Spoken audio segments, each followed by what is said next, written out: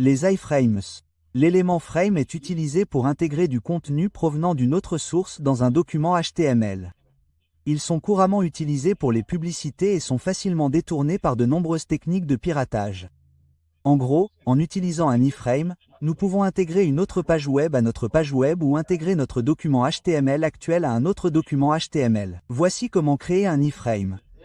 Il s'agit d'une balise à fermeture automatique et nous définissons la source comme égale à cela peut être un site web externe tel qu'une URL où nous pouvons placer un chemin de fichier relatif vers un fichier de notre choix.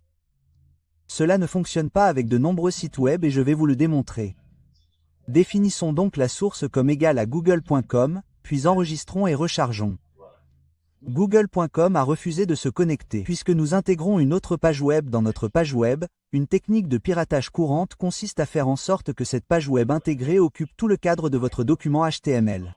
Votre site web pourrait se faire passer pour un autre site web, ce qui pourrait être considéré comme dangereux. Imaginons que vous intégriez un site web bancaire comme Bank of America. Ainsi, si quelqu'un visite votre site web, il s'agit en fait d'une façade et quelqu'un saisira ses informations bancaires, tels que ses identifiants de connexion, et vous pourrez les capturer. De nombreux sites web importants ont désactivé l'utilisation des iframes. Vous ne pouvez donc pas vous faire passer pour leur site web.